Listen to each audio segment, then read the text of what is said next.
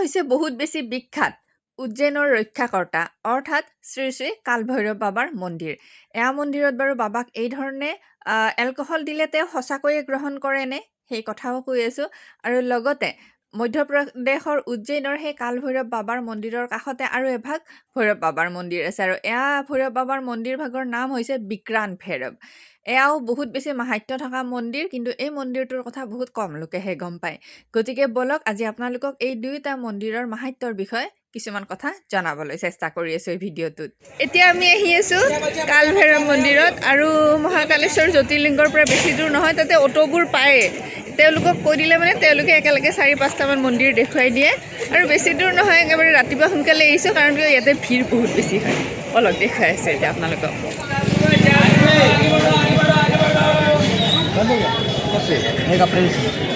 কালভৈৰৱ বাবাৰ মন্দিৰৰ একেবাৰে গাতে লাগি বিভিন্ন ধৰণৰ পূজা সামগ্ৰীৰ দোকানসমূহ আছে, কিন্তু এই দোকানসমূহত এলকহল নাপায়। এলকহলক তন্ত্ৰত তাৰণ বা কাৰণ বুলি কোৱা হয়। এয়া কিন্তু ভৈৰৱ বাবাক দিবই লাগে। গতিকে আমি মন্দিৰ নাপাওঁতে এয়া তাৰণৰ দোকান পাইছিলোঁ, তাৰে পৰা তাৰণ লৈ লৈছোঁ ভৈৰৱ বাবাক দিবলৈ। কালভৈৰৱ বাবাৰ মন্দিৰত ৰাতিপুৱা 8 বজাৰ পিছত বহুত বেছি ভিৰ হয়, 6-7 ঘণ্টামান লাগি যায় দৰ্শন কৰোঁতে। সেইকাৰণে মই কি কৰিছিলোঁ, যিগৰাকী পুৰোহিতে আমাক মহাকালেশ্বৰ জ্যোতিৰ্লিংগত ৰুদ্ৰ অভিষেক কৰাইছিলে তেওঁকে মই সকলো তথ্য পাতি সুন্দৰকৈ সুধি পুচি এয়া মন্দিৰলৈ ধৰক আমি ৰাতিপুৱা প্ৰায় 7মান বজাত গৈয়ে পাইছিলোঁ। আৰু এয়া যে বেৰিকেডসমূহত দেখিছে বিভিন্ন ধৰণৰ ৰছীসমূহ, এয়া বিভিন্ন ভক্তই নিজৰ মনোকামনা পূৰ্ণৰ বাবে ভৈৰৱ বাবাৰ আশীৰ্বাদ বিচাৰি এই ধৰণে বান্ধি থৈ যায়। আৰু এয়াই হৈছে মধ্যপ্ৰদেশৰ উজ্জৈনৰ ৰক্ষাকৰ্তা দ্বাৰপাল শ্ৰী শ্ৰী কালভৈৰৱ বাবাৰ মন্দিৰ। উজ্জৈন আহি যদি কোনোবাই এয়া কালভৈৰৱ বাবাৰ মন্দিৰ দৰ্শন নকৰে, তেতিয়াহ'লে কিন্তু মহাকালেশ্বৰ জ্যোতিৰ্লিংগ দৰ্শন আধৰুৱা হৈ থাকে। আৰু ৰাতিপুৱাই এই ধৰণে তাত দীপদান হৈ আছিলে, মানে উজ্জৈনত মই যিমান দেখিছোঁ বেছিভাগ মন্দিৰতে এই ধৰণে আৰতি কৰা ডাঙৰ ডাঙৰ দীপ স্তম্ভসমূহ আছে, আৰু তাতে এই ধৰণে দীপসমূহ জ্বলাই দিয়া হয় যেতিয়া সেয়া মন্দিৰৰ ভগৱানগৰাকীৰ আৰতিৰ সময় হয়। এবাৰ ৰাতিপুৱা এই ধৰণে কৰে আৰু এবাৰ গধূলি এই ধৰণে কৰে। আমাৰ সৌভাগ্য আছিলে, আমি যি সময়ত গৈ পাইছিলোঁ সেই সময়ত কালভৈৰৱ বাবাৰ আৰতি চলি আছিলে। এতিয়া যদি কাৰোবাৰ মনত প্ৰশ্ন আহিছে যে উজ্জৈনত এই ধৰণে যে দীপদান হয়, আমাৰ অসমত কিয় নহয়? কাৰণ কিয় এয়া হৈছে উজ্জৈনৰ ক্ষেত্ৰ পূজা, এয়া আমাৰ অসমৰ ক্ষেত্ৰ পূজা একেবাৰে নহয়। আমি ৰাতিপুৱা ইমান সোনকালে যোৱাৰ পিছতো ভিৰ দেখিছানে? প্ৰচণ্ড ভিৰ হয়। সেইকাৰণে যিমান পাৰে সিমান সোনকালে যোৱাটো ভাল। মানে ৰ'ব, এতিয়া মই আপোনালোকক এয়া কালভৈৰৱ বাবাৰ মন্দিৰত হৈ থকা আৰতি অকণ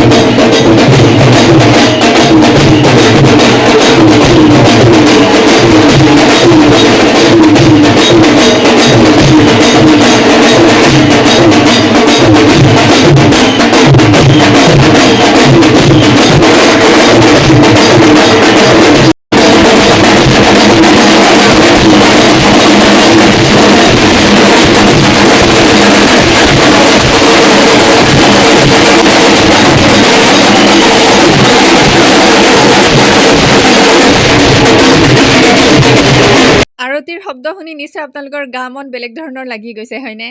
তেতিয়াহ'লে ভাবকচোন, আমাৰ সেই ঠাইত উপস্থিত হৈ সেয়া আৰতিৰ ধ্বনি শুনি বাবাক এই ধৰণে দৰ্শন কৰিবলৈ পাই যায় আৰু কিমান বেছি ভাল লাগিছিলে।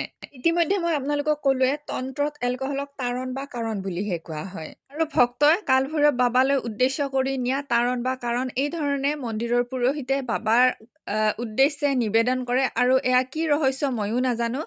সেয়া মূৰ্তিভাগত তাৰণখিনি নিজে নিজে এই ধৰণে শোষিত হৈ যায়। উজ্জৈনৰ এয়া কালভৈৰৱ বাবাৰ মন্দিৰ কিমান হাজাৰ বছৰ পুৰণা সেয়া কোনেও ক'ব নোৱাৰে। এয়া মন্দিৰৰ উল্লেখ স্কন্দ পুৰাণৰ অৱন্তী খণ্ডতো আছে, আৰু উজ্জৈনৰ পুৰণি নাম হৈছে অৱন্তিকা। গৰ্ভগৃহত কালভৈৰৱ বাবাৰ ওচৰতে এই ধৰণে মাৰো এক বহুত বেছি সুন্দৰ বিগ্ৰহ আছে।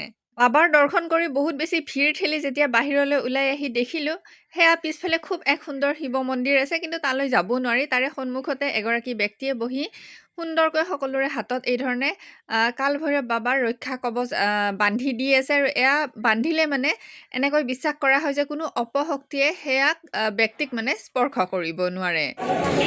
আৰু এয়া উজ্জৈনৰ কালভৈৰৱ মন্দিৰলৈ আহিলে এনেকুৱা কলা ৰছী বান্ধি দিয়া, আৰু এয়া ৰছীডালৰ মাহাত্ম্য বহুত বেছি আছে। এনেই কিবা এটা দক্ষিণা দিব লাগে, বান্ধি দিয়ে আৰু সকলোকে। আপোনালোকে আহিলে এই ধৰণে বান্ধি ল'ব, বহুত বেছি ভাল লাগে। আৰু যিমান পাৰে সিমান ৰাতিপুৱা আহিব। আমি এতিয়া 9টা বজাই নাই, দেখিছেনে এতিয়া কিমান ভিৰ। ৰাতিপুৱা 6মান বজাতে আহিব পাৰিলে আৰু বেছি ভাল। দিনটো যিমানে পাৰ হৈ গৈ থাকে সিমানে এয়া মন্দিৰত ভিৰ বাঢ়িয়ে গৈ থাকে। কাৰণ কিয় এয়া এক জনবিশ্বাসো আছে আৰু এই কথাটো সত্যও যে ভক্তি মনেৰে যদি কালভৈৰৱ বাবাৰ মন্দিৰ কোনোবাই দৰ্শন কৰে সেয়া ব্যক্তিৰ জীৱনত যি নিগেটিভিটি আছে বা বেয়া সময় আছে সকলো নাশ হয়। এয়া মন্দিৰ প্ৰাংগণৰ ভিতৰতে শ্ৰী দত্তাত্ৰেয় দেৱৰ একমুখী এক খুব সুন্দৰ মন্দিৰো আছে। কালভৈৰৱ বাবাৰ মন্দিৰৰ পৰা ওলাই আহিব মনে যোৱা নাছিলে, কিন্তু কথাটো হৈছে আমি দুদিনৰ কাৰণেহে গৈছিলোঁ উজ্জয়িনত, গতিকে অন্য মন্দিৰো বহুত দৰ্শন কৰিব লগা আছিলে, সেইকাৰণে অনিচ্ছা সত্ত্বেও সেয়া মন্দিৰৰ পৰা ওলাই আহিলোঁ। আৰু সেয়া মন্দিৰৰ কাষতে ই ৰিক্সা ষ্টেণ্ড থাকে, তাৰে পৰা ই ৰিক্সা এখন ল'লোঁ আৰু সেই ই ৰিক্সাখনে আমাক কালভৈৰৱ বাবাৰ মন্দিৰৰ পৰা মাত্ৰ ধৰক 200 মিটাৰমান দূৰত থকা এয়া বিক্ৰান্ত ভৈৰৱ বাবাৰ মন্দিৰলৈ লৈ আনিলে। এয়া হৈছে উজ্জয়িনৰ কালভৈৰৱ মন্দিৰৰ কাষতে থকা বিক্ৰান্ত ভৈৰৱ। আৰু এয়া মন্দিৰৰ কথা বহুতে নাজানে, কালভৈৰৱ মন্দিৰৰ দৰ্শন কৰি গুচি যায়, কিন্তু একেবাৰে ওচৰত তাৰে পৰা যদি আপোনালোকে মানে এই টেম্পোবিলাক লয় অহা যোৱা 50 টকা, কালভৈৰৱ মন্দিৰৰ পৰা 200 মিটাৰ দূৰত আপোনালোকে আহিব পাৰে। খুব ধুনীয়া পৰিৱেশ আৰু এয়া চিপ্ৰা নদীৰ পাৰত আছে এয়া মন্দিৰ। বিক্ৰান্ত ভৈৰৱ হৈছে অষ্টভৈৰৱৰ এগৰাকী ভৈৰৱ আৰু এয়া বিক্ৰান্ত ভৈৰৱ বাবাৰ মন্দিৰ কিমান হাজাৰ বছৰ পুৰণি এয়া কথা কোনেও নাজানে, মানে এয়া হৈছে এক অতি প্ৰাচীন মন্দিৰ। বিক্ৰান্ত ভৈৰৱ বাবাৰ মূল মূৰ্তিভাগ এয়া চিপ্ৰা নদীৰ পানীত ডুবি আছিলে। এয়া বাবাৰ এগৰাকী সাধক, তেওঁৰ নাম হৈছে দৰবাল বাবা। তেওঁ ইয়াতে আহি বাবাৰ সাধনা কৰিছিলে আৰু তেওঁৱে এই মূৰ্তিভাগ পুনৰ উদ্ধাৰ কৰি পুনৰ এয়া মন্দিৰত স্থাপন কৰিছিলে। বাৰিষা কালত এয়া চিপ্ৰা নদীৰ পানী বহুত বেছি বাঢ়ি যায়, কেতিয়াবা মন্দিৰলৈ ভিতৰলৈ আহি যায় সেয়া পানী। আৰু এয়াই হৈছে বিক্ৰান্ত ভৈৰৱ বাবাৰ মূল মন্দিৰভাগ আৰু এয়াই হৈছে সেয়া মূল মূৰ্তিভাগ। শিৱ বাবাৰ সদাশিৱ ৰূপটো শান্তসৌম্য, সেই ৰূপটোক সেন্দুৰ দিয়া নাযায়, কিন্তু ভৈৰৱ বাবাক সেন্দুৰ, হালধি গুড়ি, ৰঙা যিকোনো মিঠাই বা মাহৰ দাইলৰ পৰা প্ৰস্তুত কৰা মিঠাই, ৰঙা ফুল, ৰঙা গোলাপ ফুল মানে ইত্যাদি কৰি সকলো দিব পাৰি। উজ্জয়িনৰ সকলো মন্দিৰতে এই ধৰণে কুকুৰসমূহ খুব সুন্দৰকৈ শুই থাকে, কোনেও একো নকয়, কাৰণ কিয় ভৈৰৱ বাবাৰ বাহন হৈছে এয়া কুকুৰ। আৰু এয়া মন্দিৰৰ কাষতে খুব প্ৰাচীন এটি শিৱ মন্দিৰো আছে। আমি যিহেতু ধৰক প্ৰায় ঠাণ্ডাৰ দিনতে গৈছিলোঁ, সেইকাৰণে এয়া মন্দিৰৰ ভিতৰত পানী নাই, কিন্তু বাৰিষাৰ দিনত এয়া শিৱলিংগ একদম মা চিপ্ৰা নদীৰ পানীৰে ডুব গৈ থাকে। আমিও খুব সুন্দৰকৈ গৈ এয়া মন্দিৰত বাবাক পানীৰে অভিষেক কৰিছিলোঁ। আৰু এয়া মন্দিৰৰ আশে পাশে চাই যদি অতি প্ৰাচীন কিছুমান মূৰ্তি আছে। আৰু কথাটো হৈছে আচলতে বিক্ৰান্ত ভৈৰৱ হৈছে শ্মশানৰ অধিপতি, গতিকে এয়া মন্দিৰৰ নিচে কাষতে শ্মশান আছে। বিক্ৰান্ত ভৈৰৱ বাবাক মোক্ষ দিয়াত ভগৱান বুলিও কোৱা হয়, সেইকাৰণে বিক্ৰান্ত ভৈৰৱ বাবাৰ মন্দিৰৰ কাষতে শ্মশান নিশ্চয় থাকে। গুপ্ত নৱৰাত্ৰি, অমাৱস্যা ইত্যাদি বিভিন্ন বিশেষ তিথিসমূহত এই ঠাইত বিভিন্ন সাধকসকলে তেওঁলোকৰ তন্ত্ৰ সাধনাৰ সিদ্ধি লাভৰ কাৰণে সাধনা কৰিবলৈ আহে। আৰু লগতে যিসকল ব্যক্তিৰ ওপৰত কিবা নিগেটিভ শক্তিৰ প্ৰভাৱ আছে বা কোনোবাই যদি ব্লেক মেজিকত আক্ৰান্ত হৈ আছে বা তেনেকুৱা ধৰণৰ কিবা ধৰক নিগেটিভ ঘটনা তেওঁৰ লগত চলি আছে, তেতিয়াহ'লে তেনেকুৱা ভক্তসকলে হেনো এয়া মন্দিৰত পূজা দিবলৈ প্ৰায়ে আহে। আৰু এইখিনি কথা মোক মহাকালেশ্বৰ জ্যোতিৰ্লিংগৰ পুৰোহিত এগৰাকীয়ে জনাইছিলে। গতিকে উজ্জয়িনলৈ গ'লে কালভৈৰৱ বাবাৰ মন্দিৰ দৰ্শন কৰাৰ লগতে কালভৈৰৱ বাবাৰ মন্দিৰৰ পৰা প্ৰায় 200 মিটাৰমান দূৰত থকা এয়া বিক্ৰান্ত ভৈৰৱ বাবাৰ মন্দিৰো দৰ্শন কৰাটো অত্যন্ত জৰুৰী। অতি প্ৰাচীন এয়া বিক্ৰান্ত ভৈৰৱ বাবাৰ মন্দিৰৰ কাষতে মা সতীৰ আৰু এক বিশেষ মন্দিৰ আছে, আৰু এয়া হৈছে মা সতীৰ মন্দিৰ ভাগৰ মূল প্ৰৱেশদ্বাৰ। আৰু গোটেই ৰাস্তাটো নকৈছোঁ আৰু ইমান বেছি ধুনীয়া, মানে একদম এনেকুৱা লাগিছে যেন আমি গুৱাহাটীৰ ভীমাশংকৰ মন্দিৰলৈহে গৈ আছোঁ পাহাৰৰ মাজে মাজে। বহুত বেছি সুন্দৰ এয়া মন্দিৰ ভাগক সতী মাৰ মন্দিৰ বুলিও কোৱা হয়, তেওঁলোকে মা চতিকা মন্দিৰ বুলি কয়, আৰু এয়া মন্দিৰক বেলড্ৰি মাতা মন্দিৰ বুলিও কোৱা হয়। কালভৈৰৱ বাবাৰ মন্দিৰ, বিক্ৰান্ত ভৈৰৱ বাবাৰ মন্দিৰ আৰু এয়া মা সতী মন্দিৰ, এই গোটেইখিনি ঠাইতে যোগিনীৰ অৱস্থান আছে। আৰু এয়া মাৰ মন্দিৰো বহুত বেছি শক্তিশালী আৰু বহুত বেছি পৌৰাণিক মন্দিৰ। বিভিন্ন কাৰণত ধৰক নিগেটিভ শক্তিৰ অৱসান ঘটাবলৈ ব্যক্তিয়ে ইয়াতে পূজা দিবলৈ আহে। আৰু মাৰ চৰণ দুখন এই ধৰণে খুব সুন্দৰকৈ সজাই থৈ দিছে, তাত সেন্দুৰ আছিলে, আৰু তাৰ পৰা আনি ময়ো এই ধৰণে ফটো লৈছিলোঁ।